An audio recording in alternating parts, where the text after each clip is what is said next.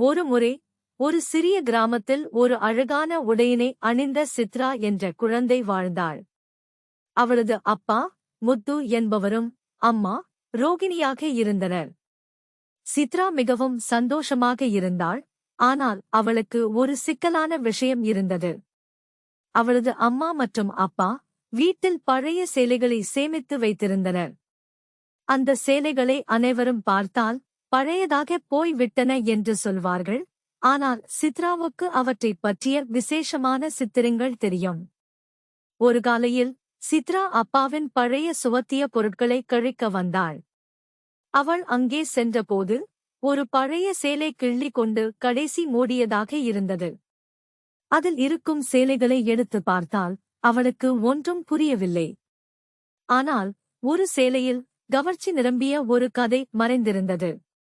சித்ரா அந்த சேலை தனியாக பண்ணிக்கொண்டு அதை எப்போதும் அணியாமல் உள்ளே வைத்திருந்தாள். ஒரு நாள் அவளுக்கு மிகுந்த கவலையில் இருந்தபோதுதான் அந்த சேலையை அணிந்து பார்த்தாள்.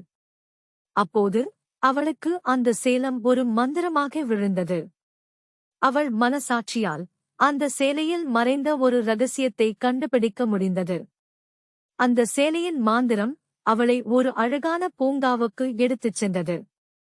அந்த பூங்காவில் நிறைய வண்ணமிகு பூக்கள், கீதங்கள் பாடும் பருந்துகள் மற்றும் ஆறில் நீந்து வரும் மீன்கள் இருந்தன. அங்கு சென்று சித்ரா மிகுந்த சந்தோஷம் அடைந்தாள். அவளுக்கு கண்டுபிடித்த ரகசிய பூங்கா மிக அழகாக இருக்கும்போது அவளுக்கு ஒரு புதிய நண்பன் புட்டி என்ற பச்சை கொக்கு அல்லி உள்ளது. சித்ரா மற்றும் புட்டி அதுவரை காணாத நிறைய புதிய தளங்களை ஆராய்ந்தனர். அவர்கள் அரசியமைப்புகளை, மரங்களை மற்றும் வண்ணமய பூமியில் மிதக்கும் சந்தோஷங்களில் மூழ்கியிருந்தனர். ஆனால் காட்சிகள் அழகான முகத்தை மறைக்கின்றன. அந்த பூங்கா அவர்களுக்கு ஒரு அழகு, ஆனால் அதில் இருக்கும் மந்திரம் மற்றவர்களுக்கு தெரியாமல் இருந்தது. ஒரு நாள் சித்ரா மற்றும் புட்டி பூங்காவின் உள்கூறுகளை ஆராய்ந்தபோது அவர்களுக்கு ஒரு கடிதம் கிடைத்தது. அந்த கடிதத்தில், இந்த மந்திர பூங்கா உங்கள் பரிசுகளை மற்றும் நண்பர்களை மட்டுமே அழைக்கின்றது. நீங்கள் எங்கு சென்றாலும் உங்கள் அன்பும் உங்கள் விருப்பமும் கொண்டு வாருங்கள் என்று இருந்தது. இது சித்ராவுக்கு மிகுந்த மகிழ்ச்சியை ஏற்படுத்தியது. ஆனால் சித்ரா இந்த ரகசியத்தை மற்றவர்கள் தெரியாமல் வைத்திருப்பது கடினமாக இருந்தது. அவளுடைய நண்பர்கள் அருள், கலை மற்றும் சிறு மைக்கேல் எல்லோரும் எப்போது அவளுக்கு காத்திருந்தார்கள். ஒரு நாளில் சித்ரா தீர்மானித்தாள் அவளது நண்பர்களுடன் இந்த மந்திர பூங்காவை பகிர்ந்து கொள்ள வேண்டும் என்று. சித்ரா தனது நண்பர்களுக்கு அந்த சேலை கொண்டு சென்றால் அவர்கள் அனைவரும் அந்த அழகான பூங்காவின் மந்திரத்தில் மூழ்கினர்.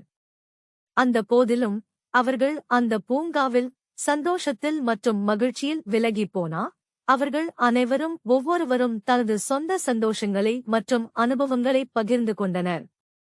இந்த வழியில் அந்த ரகசியம் பிறருக்கு தெரிய வந்தது. ஆனாலும் அது அவர்களுக்கு இன்னும் அதிக மகிழ்ச்சியை கொடுத்தது. சித்ரா தனது சேலைகளில் மறைந்த ரகசியம் அந்நிமிடம் பலருக்கும் மகிழ்ச்சியை உண்டாக்கியது. அந்த பூங்கா தற்போது அனைத்து குழந்தைகளுக்கும் ஒரு சந்தோஷமான இடமாக மாறியது. சித்ரா அப்போது உணர்ந்தாள், ரகசியங்களை பிறருடன் பகிர்ந்து கொள்ளும் போது அதன் மந்திரம் அதிகரிக்கும். இதில் சித்ரா மற்றும் அவரது நண்பர்கள் சந்தோஷங்கள் பகிர்ந்து கொள்ளும் அழகான மற்றும் புது அனுபவங்களை பாதுகாப்பதில் உறுதியாக இருந்தனர்.